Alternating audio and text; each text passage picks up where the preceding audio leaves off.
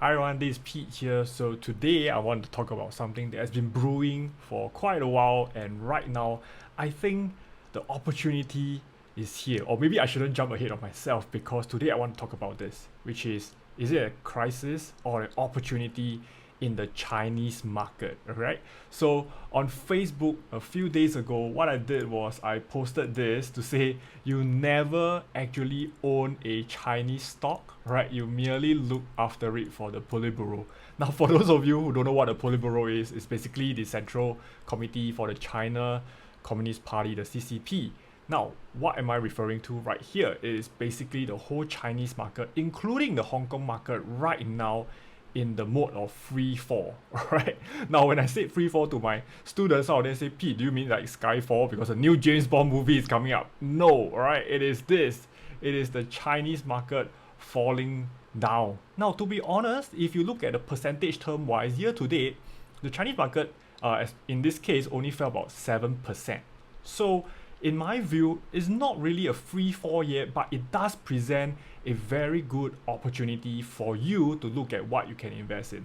Now, I think most of the trouble people have right now is, should I invest in individual companies or should I invest in the broad market?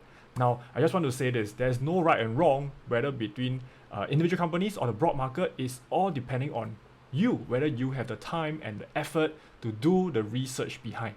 But let's assume, right, for those of you who don't have the time to do the research, but you feel that, hey, the Chinese market is going to do very well, then the question is this: which ETF to choose from? Okay, so today I want to show you how am I and my children, right, which I'm doing for them, to capitalize on this opportunity. Now, there are four main Chinese ETF right now, and I go by sizes. Okay, so in terms of AUM, asset under management, now the biggest one right now is actually the MSCI China.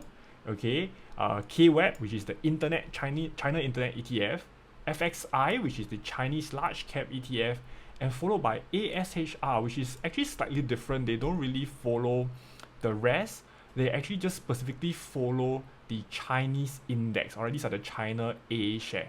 Okay, so I'm going to show you how I choose the ETF. To start with, I always look at the expense ratio, ER, expense ratio, and in this case, you can see that the expense ratio for the MCHI, it is the lowest among the all, right? It is 0.59.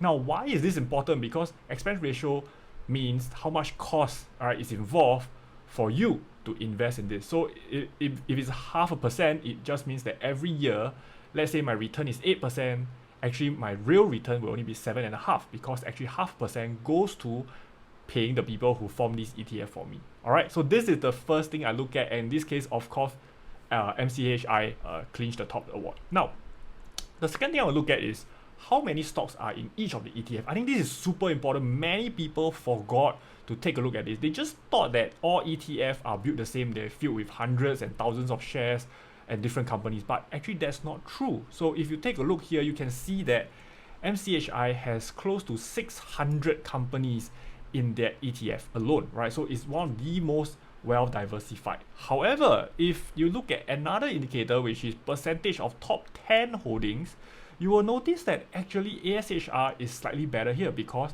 in the top 10 holding, they only account for 24%. So if you average out, maybe each of the top 10 holding only accounts for 2%, right? Whereas MCHI, the top 10 holdings already account for close to half the whole ETF. In fact, if you look at the rest, it is way more. It is 62% and 57%, right? So in this case, I would say the most evenly spread out is actually ASHR, whereas the most diversified, of course, is still MCHI. Okay, so right now, we have these four. We roughly got an idea which one has the lowest expense ratio in terms of number of holdings and percentage terms in top 10. I want to go into individual companies that you can look at right now. So what are the individual companies that we have? Let's start with MCHI, alright? This is the MSCI China ETF. And you can see there are your familiar names like Baba, Tencent, Meituan, JD, Neo is here as well, alright? Ping An Insurance, then you have Xiaomi, so on and so forth, right? But you can also see there are a sector of banks over here, right? Like the China Construction Bank, you have the Merchant Bank, and then you have Bank of China and the Industrial and Commercial Bank of China as well. So this is an ETF that is mostly focused on technology and finance. Okay, and you can see over 25% of it is actually allocated to just the top two holdings, which is Alibaba and Tencent. Right, now let's dive into the next one, KWEB. Right, this is the internet ETF. Of course, you expect everything here to be from the internet. Alright, so if you are going after internet investment, not just the finances, right, this may be the ETF you want to consider. But do take note, once again, top two holdings, Alibaba and Tencent, already account for close to 20%. Okay, next one, FXI. This is the iShare China Large Cap ETF. Very similar to what we see in MCHI, right? In fact, I would say almost a duplicate, except for some of these, right? The rest are found the same.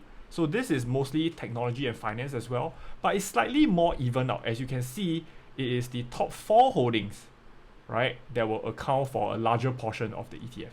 Now let's go to the last one and have a look. This is ASHR. Once again, these are the CSI China A-Shares ETF. And you can see it is a vastly different picture, right? Except for maybe Ping An Insurance that you can still be familiar with.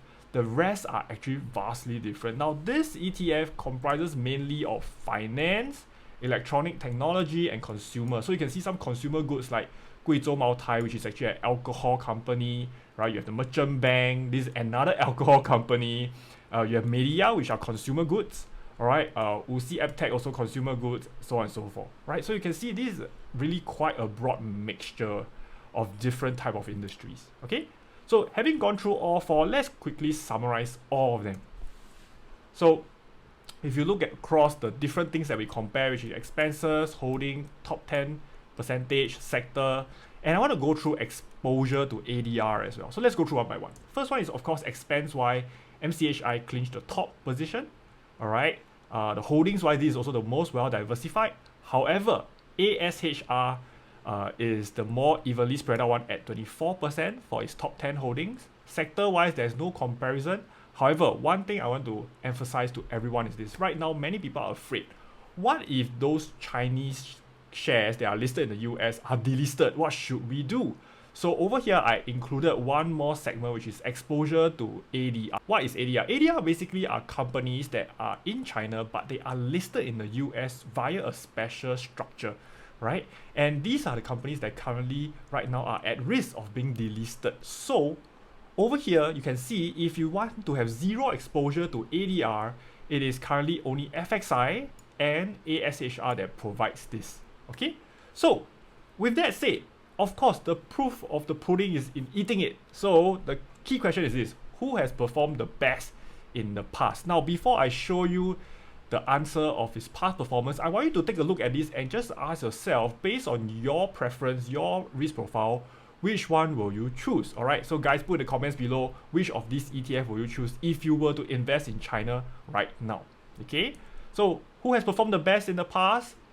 Right now, let's compare a 1 year time frame. As you can see, China did not do well for the last 1 year. However, you can see one of them is really performing much better than the rest, which is ASHR over here.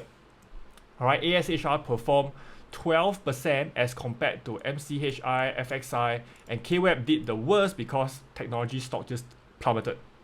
Right? So ASHR clinched the best performance in the last 1 year. However, if we zoom out to a 5-year time frame, you can see that basically ASHR, MCHI, and KWEB perform roughly the same, right? Around 56 to 51%. However, FXI did slightly poorer at only about 10% in the 5-year time frame. Okay, so here I put all the percentage performance to you. Once again, 1 year timeline wise, ASHR will perform the best, and 5-year timeline wise, MCHI would have done the best. Now, ASHR, not to say that they're not good, in the 5-year timeline, they also did about 62%. So guys, I hope this video was useful. Which of these ETF are you seriously considering? For me, I'm personally more interested in ASHR and MCHI in this case, right, to give myself and my children's portfolio an exposure to the China market. But for those of you, including myself, who is doing more research into the market, you would be able to find great gems right now in the Chinese market. So once again, guys, when there's fear in the market, do go out, have a look, and see if there's any opportunity out there. Alright, So I hope this give you guys a clearer picture on how to invest in the Chinese market and invest safely. See ya!